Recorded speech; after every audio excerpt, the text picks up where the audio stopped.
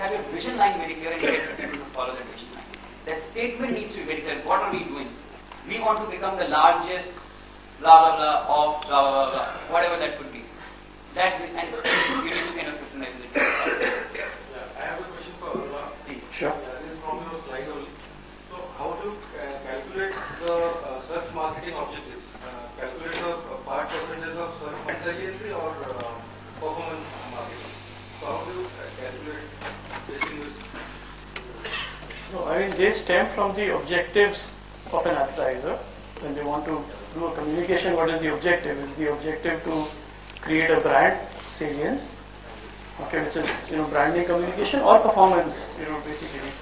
So I'm just taking the percentages which are currently there. What are the spends going in for brand building online versus performance? When I said 70%, today 70% of the money is going for performance advertising. People are saying that I want so many leads at so many rupees, so therefore I want to spend so many lakhs or so many crores. And how do these social networking sites make money? So, interesting question. Today social networking sites, not very many of them are making money. I think all of them are chasing eyeballs and users in the hope, in the anticipation of making money through obviously advertising. Yeah.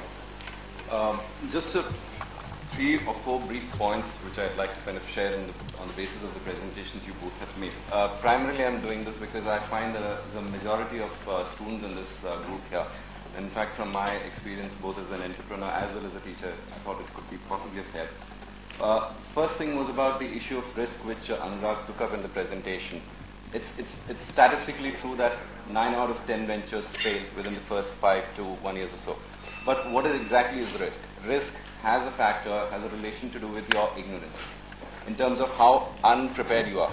The more prepared you are, the more well-read and well-connected you are, the risk factor kind of comes down. So that's something I would really wanted to share with students.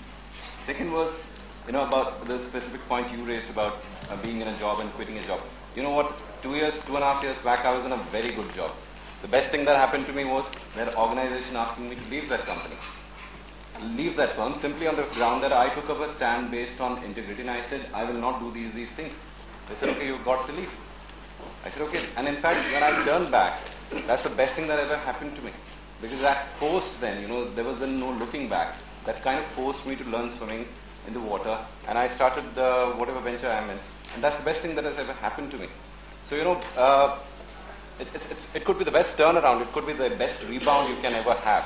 So, and particularly for students, don't worry. I mean, you are in a much better position than a lot of the people I find at my age or in, age more than that. When I go and talk to them about proposals, they say, we want security.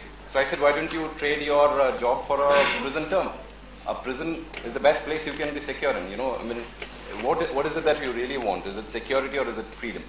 So I wanted my freedom, and in fact, that's the best thing that happened to me. You spoke about marriage proposals, and he also shared. I'm a married person. I have a 3-year-old son. Guess what happened to me a few months back? My father and my wife thought that the best way to get me back from my mad passion was to threaten me with separation and divorce. I said, go ahead and threaten me. My wife did threaten me with separation, thinking that will kind of bring me back. So it's getting better. It happened. It's not only pre-marriage, it's also post-marriage. It happened. And in fact, she said that because she loved me. And I said, go ahead and do it because I loved her more than that. And in fact, I was doing this for her. And that kind of took the threat away from the whole thing.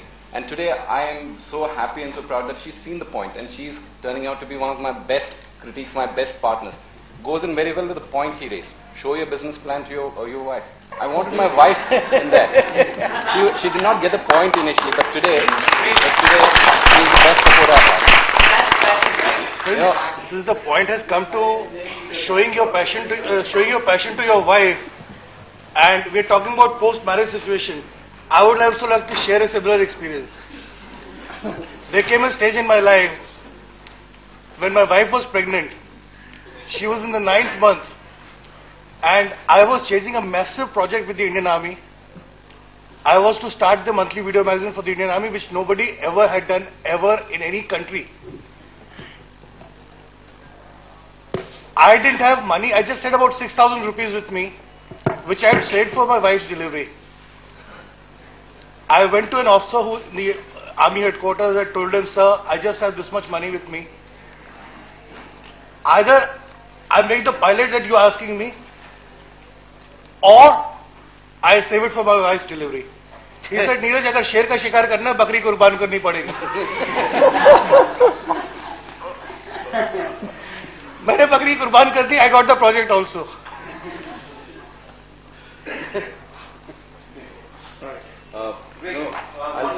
I'll take half a minute because there's a small important point again which factors in with what the gentleman there said about and also with what you said about team building and about people.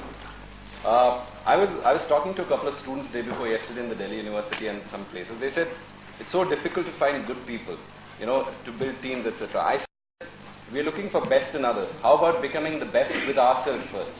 When you do that, you do two things. One is you filter away people who are incompatible with your standards and integrity. Second, you attract the best talent in the company, in the market. That's the simplest way I've found to build teams. And it goes in with what you said, when you don't have money. I have a bunch of people to whom I'm not able to offer money, but they're willing to stick with me because they know clearly what is in it for them.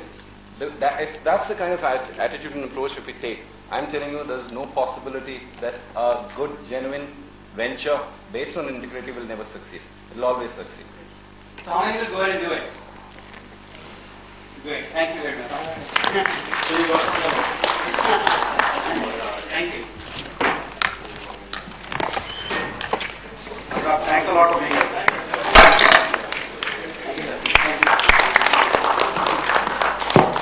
Okay guys, now we come to another very important part of